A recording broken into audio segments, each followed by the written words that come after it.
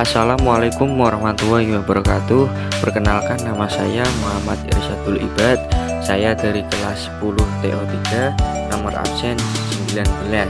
Saya akan mempresentasikan daur hidrologi. Daur hidrologi panjang. Daur hidrologi panjang adalah proses siklus hidrologi yang melibatkan penguapan air laut menjadi gas, pembentukan kristal es, dan jatuh sebagai salju di pegunungan. Proses ini kemudian berlanjut dengan mencairnya gletser dan kembali ke laut. Daur hidrologi sedang. Daur hidrologi sedang adalah proses perjalanan air yang dimulai dari penguapan air laut, kemudian ditiup angin menuju daratan dan berakhir kembali ke laut. Daur hidrologi pendek. Daur hidrologi pendek adalah proses perputaran air yang terjadi dalam waktu singkat, yaitu kurang dari beberapa minggu hingga beberapa bulan. Penjelasan aktivitas pada setiap tahapan siklus hidrologi berdasarkan jenis siklusnya. Pertama, siklus hidrologi panjang. Siklus panjang melibatkan perjalanan air dari lautan hingga ke daratan melewati beberapa tahapan berikut. A. Evaporasi dan transpirasi. Penguapan air dari lautan, sungai, danau, serta pelepasan uap air dari tanaman ke atmosfer. Istilahnya evaporasi, penguapan, dan transpirasi atau penguapan melalui tumbuhan. B. Kondensasi. Uap air yang naik ke atmosfer mendingin, membentuk awan. Istilahnya kondensasi atau perubahan uap menjadi partikel air. C. Presipitasi. Air yang terkumpul di awan jatuh sebagai hujan, salju, atau hujan es di daratan tinggi seperti pegunungan.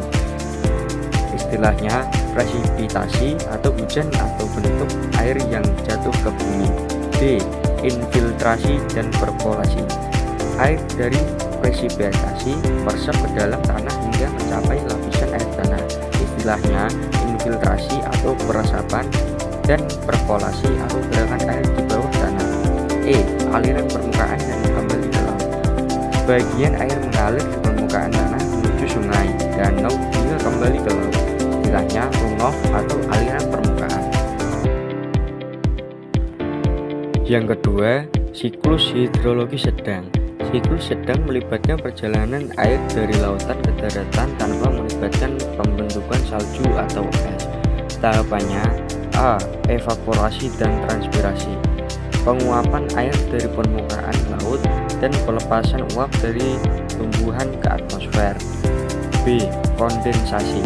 Uap air mendingin di atmosfer membentuk awan. Presipitasi.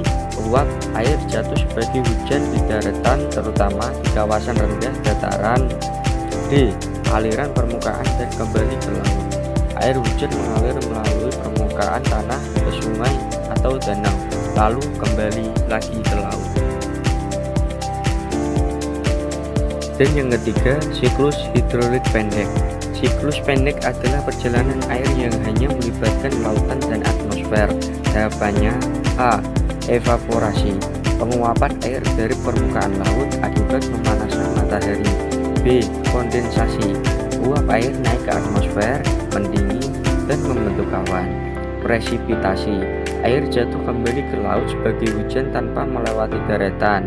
Catatan penting: setiap tahapan dalam siklus hidrologi melibatkan aktivitas fisik atau kimiawi yang mendukung keberlangsungan siklus tersebut. Perbedaan utama antara ketiga siklus ini adalah panjang lintasan air dan wilayah yang dilalui, baik atmosfer, daratan, atau hanya laut. Aktivitas yang dapat menjaga keseimbangan daur hidrologi.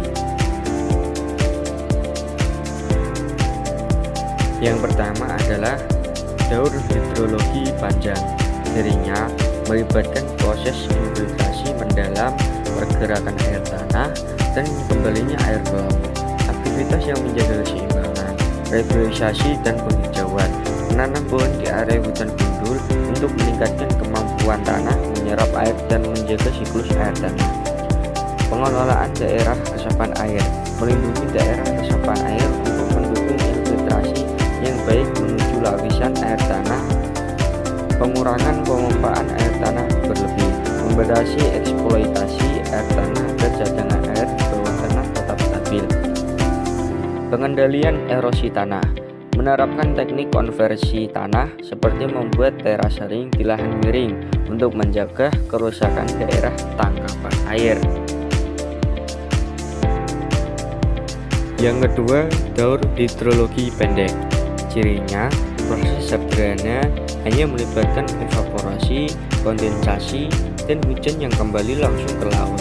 Aktivitas yang menjaga keseimbangan, mengurangi polusi laut, menjaga kebersihan laut agar proses evaporasi menghasilkan uap air yang tidak tercemar, mengurangi emisi gas rumah kaca, mengurangi emisi karbon untuk menjaga suhu global sehingga proses penguapan tetap berlangsung secara alami, menegakkan hukum perlindungan wilayah laut, melindungi wilayah laut dari eksploitasi berlebihan seperti tumpahan minyak yang dapat merusak ekosistem. Yang ketiga, daur hidrologi sedang. Cirinya melibatkan aliran air dari laut ke daratan melalui gasifikasi, lalu kembali ke laut melalui runoff atau sungai. Aktivitas yang menjaga keseimbangan, restorasi sungai dan danau, memperbaiki kondisi sungai dan danau agar tetap mampu menyalurkan air ke laut dengan lancar, membangun RTH atau ruang terbuka hijau, menambah area hijau di perkotaan untuk memperlancar proses infiltrasi air hujan, mengelola sampah secara tepat, mencegah pencemaran sungai akibat sampah agar aliran air ke laut tetap lancar, melindungi mangrove dari wilayah pesisir, menjaga ekosistem mangrove yang membantu mengurangi filtrasi air laut ke daratan dan menjaga keseimbangan siklus air di pesisir. Dengan aktivitas-aktivitas tersebut, keseimbangan setiap siklus hidrologi dapat terjaga dan mendukung keberlanjutan ekosistem global. Aktivitas-aktivitas yang dapat membantu keseimbangan daur hidrologi. 1. Deforestasi, penebangan hutan secara besar-besaran, mengurangi kemampuan hutan untuk menyerap air hujan, menyebabkan erosi tanah, meninggalkan aliran permukaan air, dan mengurangi pasokan air ke sungai dan danau. 2. Perubahan tata guna lahan, konversi lahan hutan menjadi lahan pertanian atau perkotaan dapat mengubah siklus hidrologi alamiah, mengurangi penyerapan air hujan oleh tanah, dan meningkatkan aliran permukaan air. Dampak dari aktivitas-aktivitas yang mengganggu keseimbangan daur hidrologi antara lain: 1. Penurunan ketersediaan air. Gangguan pada daur hidrologi adalah menyebabkan penurunan ketersediaan air bersih bagi kebutuhan manusia, pertanian, dan ekosistem air. 2. Banjir dan kekeringan. Perubahan tata air alami dapat meningkatkan risiko banjir di satu daerah dan kekeringan di daerah lain, mengakibatkan kerugian ekonomi, sosial, dan lingkungan. Sekian presentasi saya kali ini. Bila ada salah kata mohon dimaafkan.